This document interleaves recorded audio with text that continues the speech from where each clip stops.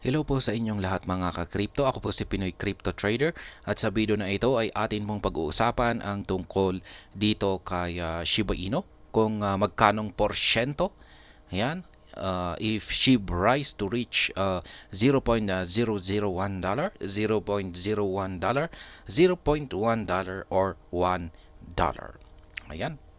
Alamin natin kung ilang percentage ang aakyatin ni Shiba Inu para makamit ang mga sumusunod na presyong ito. At ayan, bago po tayo magpatuloy ay nais ko po munang bigyang linaw ang aking disclaimer kung saan ang nilalaman po ng video na ito ay hindi po ito isang financial advice. For education and information purposes lamang po ang layunin nito. Maliban po dito ay nais ko na rin pong magbigay babala na wala pong kahit anumang group chat ang Pinoy Crypto Trader. Ayan, sabi po rito ay Shiba Inu, a prominent player in the crypto market, has garnered immense popularity, boosting a dedicated fan base and an ecosystem with continuous development. Ayan na nga po si Shiba Inu ngayon. Ayan, marami na pong napakasikat na po ito at marami na pong sumusuporta ngayon kay Shiba Inu. Kaya ayan, maliban po rito, ang pinakamaganda po rito ay tuloy-tuloy lamang po yung pagde-develop sa mga projects nito.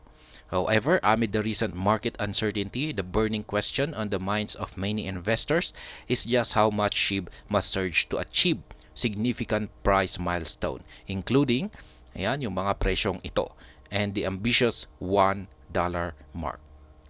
At as of press time, Shiba Inu is trading at yan po ang kanyang current market price, settling the baseline for its monumental ascent. This current price indicates that SHIB would need to increase by a substantial margin to hit the preset target. Ayan, kailangan daw pong umakyat ng napakalaki si Shiba Inu para ma-hit yung mga targets na ito. Ayan, 0.01, dalawang zero digits. For SHIB to reach $0.001, it must embark on a staggering rally of 13,542%. In practical terms, $100 investment in Shiba Inu today could swell to a jaw-dropping $13,642 if the asset ever attains a coveted $0.001 mark. Ayan, yung investment daw na $100 ngayon kay Shiba Inu ay kung pag umangat ito ng umangat ito ng 13,542% or umakyat ito sa $0.001 ay maglalabas ito ng kita na $13,642. Ayan, dito naman po tayo sa 0.01. Pursuing $0.01 is even more ambitious, demanding an astronomical surge of 136,325%. This implies to an initial $100 investment in Shiba Inu could transform $136,425 should Shiba Inu ever conquer this monumental target. Ayan, yung $100 na investment po natin kay Shiba Inu sa ngayon ay kung pag umakyat ito sa $0.01 ay maglalabas po ito ng kita na $136,425. Yan, ito po ang percentage po nito na inakyat ay kanyang inakyat ay nasa 136,325%. Yan, dito naman po tayo sa 0.1. Scaling the $0.1 peak is a formidable challenge as SHIB need to surge by an unprecedented rally of 1.3 million% from its current price. Yan, milyon na po na percentage yung kailangan niyang akyatin mula sa current market price nito para maabot ang ganitong presyo. This would translate to $100 burgeoning into an extraordinary $1.3 million if ever ascended to the 0.1 pinnacle. Ayan, yung $1 daw po, yung $100 na investment po ay kung pag umakyat sa ganitong presyo si Shiba Inu ay maglalabas po ito ng kita na nasa mga $1.3 million.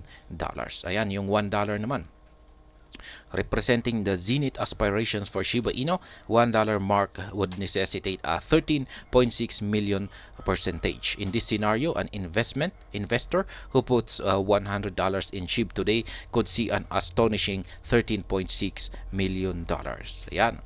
Yung ang isang investor daw na nag-invest ng $100 ngayon dito kay Shiba Inu ay at kung pag ito ay umakyat ng $1 ay maglalabas po ito ng kita na $13.6 million. Pero ang yan percentage sa rally po nito ay nasa 13.6 million %. Ayan, sobrang laki. Can Shiba Inu hit these targets? While Shiba Inu has indeed demonstrated remarkable rallies in the past, a repetition would be particularly challenging given Shiba Inu's current circulating supply and market valuation. Ayan. Totoong umakyat si Shiba Inu sa napakataas na presyo nitong mga nakalipas na taon. Kaya ang tanong ay posible kayang mangyari ulit ito. Ngunit ang sinasabi rito ay mukhang mahihirapan ito dahil sa napakalaking supply nito at saka yung kanyang market valuation. Currently, 579 trillion SHIB tokens in circulation. Yan po yung natitira na token supply ni Shiba Inu. This high inflation rate and the relatively low scarcity value compared to other cryptocurrencies introduce notable challenges on the path to substantial price appreciation. Yan, ecosystem development. Shiba Inu isn't just a meme coin. It operates as a multifaceted platform hosting a variety of projects and services, including Shiba Swap, Shibarium, Shiboshis, and the SHIB Metaverse. Yan po ang maganda dito kay Shiba Inu. Marami na po siyang mga utilities katulad ni Shiba Swap, Shibarium, Shiboshis at ang Metaverse. Kaya yan ang kagandahan rito.